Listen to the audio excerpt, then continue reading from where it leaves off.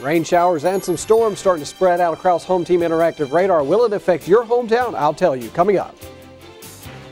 Millions of dollars may be on the way to Tuscaloosa County to help with recovery efforts. We'll show you what steps county leaders are taking to help the community of Holt. Also an update on the fatal crash that killed a child in Northport.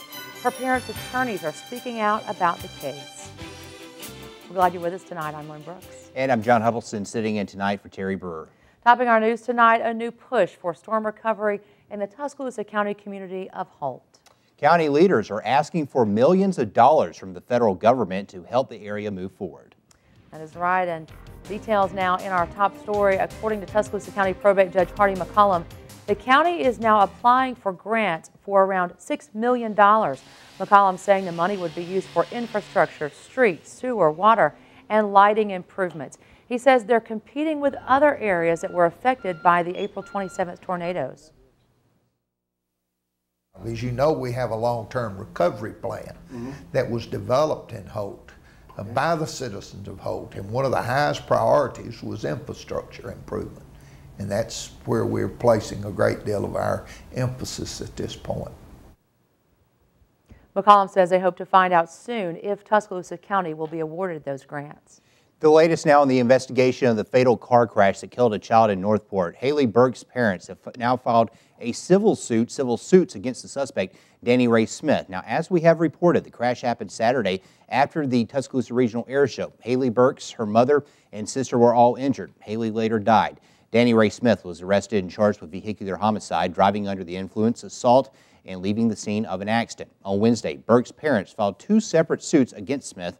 Micah Burkes, Haley's father, filed suit claiming negligence. Haley's mother, Tanya Burke, filed a suit for wrongful death and personal injury. According to the parents' attorneys, a punitive damage award would help compensate for expenses like medical treatment and the time lost at work. It's every parent's worst nightmare, having to bury a child, certainly one that was her age. And in cases involving really bad conduct and driving under the influence is considered really bad conduct. The jury can, in the personal injury cases, can also award punitive damages if it thinks that the conduct justifies punitive damages. And we'll have much more from the Burkes family's attorneys tonight on WVUa News at 6. Now the latest on the hepatitis A concerns across West Alabama. The Alabama Department of Public Health tells us there have been no new cases reported. Tuscaloosa County's health officer, Dr. Albert White, says there was no outbreak of hepatitis A. This after an employee at the Northport McDonald's location was said to be infected on March 28th. In response, the department offered some free vaccines. White says about 1,000 vaccinations were administered. The health department wants to assure the community the Northport McDonald's is safe to visit, and they are still monitoring the situation. New at 5:40 tonight, WVUA is covering Northport, where the mayor is facing a fine. An ethics commission approved a $500 fine against Mayor Bobby Herndon. He is accused of authorizing the use of city equipment to help a youth mission group project. Now, Herndon has already paid a restitution of about $2,900. The mayor acknowledged he authorized the use of city equipment and personnel to help a World Changers group fix homes for low-income residents last year. Now, Herndon said he did not realize at the time of his approval 2 of the homes were outside the city limits and thought he was doing a good thing. A new start for a Tuscaloosa storm survivor who has a new place to call home after losing everything in the April storms. Habitat for Humanity held a ribbon cutting for Bernard Jefferson's new home. Jefferson didn't just lose his home in the storm, he almost lost his entire immediate family. But he says the rebuilding process has helped him heal. Organizers say residents learned after the April 27th tornado the importance of community. I've seen people rally from all over the country, and I'm convinced beyond a shadow of a doubt that our leaders are stronger, our community's stronger, and Tuscaloosa is going to be a much more resilient, stronger community in the months and years ahead. So far, Habitat for Humanity has built nearly 15 homes in Tuscaloosa. They hope to serve between 40 and 50 families over the next year. Well, with so much rebuilding, there's still much work to be done in West Alabama storm recovery, and the University of Alabama is lending a helping hand. The university plans to hold an event called UA Remembers on April 21st.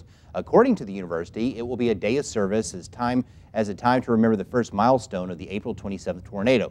Now, volunteers will work at 3 work sites to clean up damaged areas. And if you would like more information, just go to our website, WVUATV.com, and click on Numbers and Links. WVUa is covering the Alabama legislature. That's where lawmakers are considering a bill lowering the mandatory school age for children. A committee approved a bill lowering the age to 6 years old from 7. The bill is sponsored by Tuscaloosa Republican Representative John Merrill. He says many 7-year-olds have to be sent back to kindergarten because they're simply not prepared. The bill passed the House last year but did not receive a vote in the Senate. Also from the state legislature, lawmakers took the first step toward authorizing charter schools here in Alabama. A committee approved a bill authorizing 20 charter schools. These would be taxpayer-funded schools operating outside the regulations most public schools must now follow. It's supported by Governor Bentley and also the GOP leadership. The Alabama Education Association and most Democrats in the legislature, however, opposed the bill. In news across the nation tonight, President Barack Obama signed the Jumpstart Our Business Startups Act. Now, the president says it will assist small businesses and startups as well as create jobs. This new law contains provisions to allow crowdfunding, which will allow companies to raise up to $1 million in 12 months. Now, by selling securities to the public. Later this evening, the president will host a screening of the film To Kill a Mockingbird in the White House Family Theater. This marks the 50th anniversary of the classic film. The film is based on the classic novel by Alabama native Harper Lee. New developments in the death of Whitney Houston. Investigators say they found a spoon with a white crystal-like substance in it and a rolled-up piece of white paper. Remnants of a white powdery substance were also found on the bathroom counter. The superstar's final autopsy report shows she drowned face down in a tub of water that was about 1 foot deep.